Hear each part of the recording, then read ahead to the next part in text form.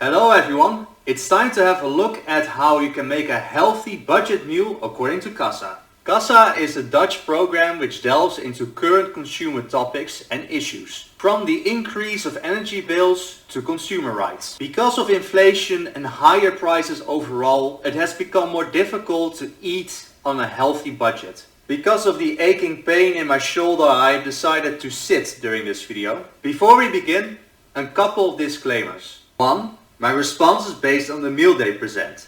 I am aware that on an average basis people eat 3 meals a day and have snacks in between, unless you're eating OMAD, 1 meal a day. 2. This response is made for educational and entertaining purposes. This is not a personal attack on their company or their program. 3. I might sound nitpicky about details during the video, but that doesn't mean that I hate what they are doing. I'm just trying to give you an overall look about nutrition and how I interpret this. So let's see what Kassa has in store for you for eating healthy on a small budget. Let's go. Benzine, gas, brood en zelfs friet. Alles is het afgelopen halfjaar in prijs gestegen. We betalen nu maar liefst 11% meer voor onze boodschappen dan in augustus vorig jaar. De vraag is, hoe blijven we gezond en lekker eten voor weinig geld? Nou, dat vroegen we 3 topkoks. Chefs, jullie opdracht voor vandaag is om een avondmaaltijd te koken voor €2 per persoon. En jullie hebben daarvoor 45 minuten de tijd, vanaf nu. Ik ben St. Stroker, chef-kok van mijn eigen restaurant Het Amusement in Arnhem. En daarnaast was ik ooit de eerste masterchef en ook nog eens de jongste van Nederland. Maar dat is al wel weer 11 jaar geleden.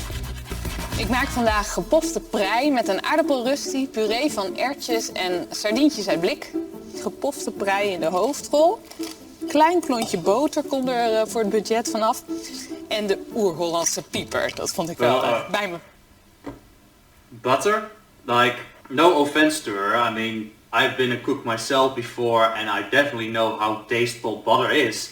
But from a nutritional standpoint, we do know that they are high in saturated fat. That doesn't mean that in a meal you cannot never have any butter in it, but we were talking about having a healthy meal. And if this is the kind of meal that you eat during every meal, then you're just going to have a too high ratio of saturated fats. So from a cook perspective, I agree with her approach. From a nutritionist perspective, I do not agree with this. I would use olive oil or peanut oil depending on how hot I want the meal to bake or grill, or if it is just added for taste. Pas daar een culinair en gastronomisch gerecht mee maken. Ik dacht lekker de Hollandse roots, dus ik heb sardientjes uit blik.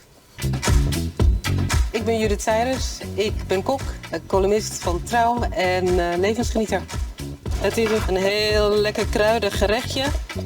Natuurlijk een beetje met mijn roots erin. En eigenlijk kan je er de hele week van eten, wat ook gewoon heel erg prettig is. That's actually a very good point she's making. It isn't only about making something tasteful with butter, sugar or salt, but it's also about spices. Spices are your friend and she's really showing this. My compliments. This is one of the things people tend to forget. Use your spices. You don't have to make something energy dense to make it tasty. So please use your spices. Ik maak vandaag witte koolsteak met kikkererwten. Het is een heel lekker gerecht, eiwitrijk en voedzaam. Met verse kruiden, een beetje peper, want daar hou ik van. En natuurlijk uit mijn eigen roots wat masala kruiden. Simpel, snel en makkelijk te maken. Heel belangrijk. Nou, ik ben Jadie Schreuder. 2 kookboeken geschreven, The Lemon Kitchen en The Lemon Kitchen Sicilië. Die is net uit. En sinds kort tv-chef. Vandaag maak ik de allerlekkerste Siciliaanse pasta. Ik noem het eigenlijk altijd crunchy courgette pasta, omdat mijn favoriete zomergroente in de hoofdrol zit. Ik heb namelijk 4 courgettes. Nou, hier heb ik pennen. Je kan verschillende pasta's gebruiken, maar ik probeer altijd aan te raden om een pasta te kiezen waar het lekker de saus in gaat zitten. En dit kan dus echt... Wait. I get it that she's using pasta and there's nothing wrong with that, but I'm not entirely sure, but it looks like she's using standard pasta. And from my literature that I am studying for, I just know that this is not the correct way to eat healthily. Pasta is part of the food model we use at Fooding Center Sky van 5, but they are applying whole wheat pasta. And this is, from what I see, not whole wheat pasta, so that's taking off points for that. Iedereen maken. Comfort food, lekker voor door de week. Ondertussen arriveert ook de jury. En het eerste jurylid is een oude bekende. Ron deed het afgelopen 1,5 jaar mee aan Kassa's leefstijlprogramma, waarbij hij ook bewuster en gezonder ging eten. Kan jij gezond, goedkoop koken? Ik kan niet goedkoop gezond koken. Jij kan het niet? Ik kan het niet. Ik denk wel dat het mogelijk is, maar voor mij is het heel erg moeilijk. Jij bent vandaag jury. Yeah. Here's the thing, not to apply any fat shaming here or anything. I should actually go look into that program and see how much weight he has lost during the lifestyle change program. But from my first impression, I can see he's still a bit overweight. Not entirely sure what his general impression of healthy food is. At least energy dense food. Let's have a look. Hi, Ron hier. Ik ben nu 8 maanden bezig op weg naar een gezonde levensstijl. Iedereen die denkt dat ik 1 kilo of 20 ben afgevallen en eruit ziet als Arnold Schwarzenegger in zijn hoogtijdagen. Helaas. Ik ben nu bezig met iets wat blijft. Had ik nooit verwacht. Ik maak dagelijks een ommetje, minimaal 20 minuten. En ik had in mijn gedachten 8 maanden geleden dat ik weer eens een vakantie kon houden waar ik meedeed aan sporten. Dus dat is zeker 3 jaar geleden. En ik was wel een sporter. Nou, ik heb van alles gedaan. Ik heb gesquashed. Ik heb getennist. Ik heb gewaterskiet. En het is geweldig. 3 weken vakantie. Ja, dat betekent toch ook dat je lekker gaat eten. En dat heb ik ook gedaan. Very maar relatable. ik heb gezonde keuzes gemaakt.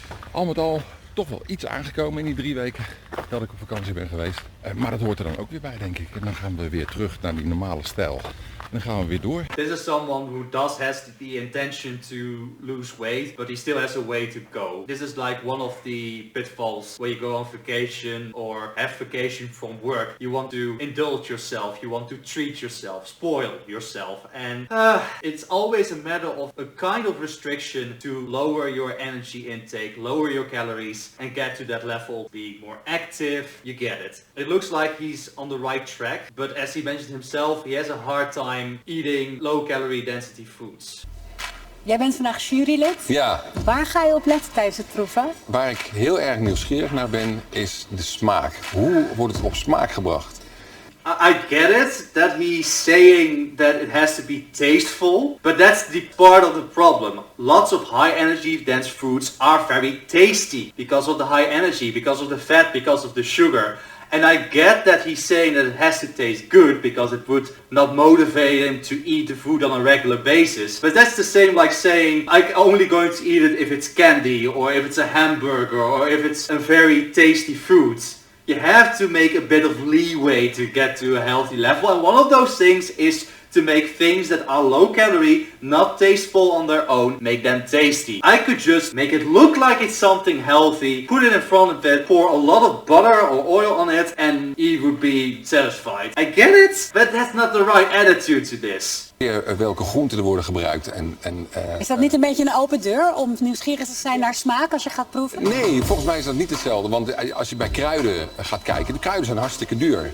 Dus hoe maak je het voor die redelijke prijs toch wel goed op? Yes, when you buy a bag or pot or any kind of a huge amount of spices, on the first glance it looks very expensive when you're buying the bottle. But when you look at how much you use during every meal, it's not that much. It's like 5 to 10 cents depending on the kind of spice you're using. Spices like paprika, even like dried garlic and onion and all those kinds of spices. They look expensive at first glance, but they are actually very cheap. I get it that you have to be mindful when buying during a budget. So this is something you have to plan for weeks ahead. When was the last time that got empty like during 1 week or a month? I disagree with this. Spices are a very great addition to it. And yes, some spices are more expensive than others. You want to know how expensive they are? Look at the price per kilogram. Hi, ik ben het. En hier is ook ons tweede jurylid, Ziana. Ziana neemt plaats in de jury met haar moeder Nasrin, ons derde jurylid.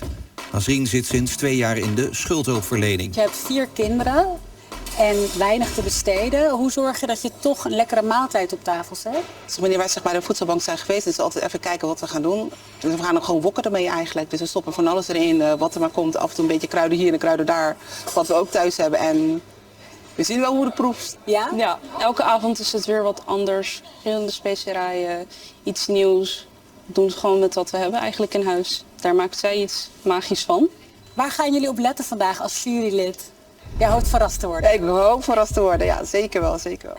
Het ruikt allemaal heerlijk, het ziet er helemaal uit. This is it. These are the 3 jury candidates. Where's the nutritionist? Where's the dietitian? Where's someone who doesn't only look at how tasty it is or how cheap it is, but also how nutritional it is? How healthy? What? How can you decide that something's healthy if you are just going to pick the average person out of the public to look at how healthy a meal is? That doesn't make any sense. Where's the expert when it comes to nutritional information? They know a vegetable is healthy. They know things should be tasty in something, but do they know how much vegetables they should eat during the day? How much fruit? How much whole wheat? I mean, come on, Kassa. Couldn't you just also get a nutritionist along to make a judgment about this? That sounds like an easy mistake that could have been easily avoided. So as you see, this is a long video to respond to. So this video will be split into 2 parts. This will be the first part, and you'll see the second part within 2 weeks. Subscribe to this YouTube channel for future reaction videos, and check out the reaction I did on BBC's development of processed foods in the UK. I thank you for listening, and I'll see you on the next video.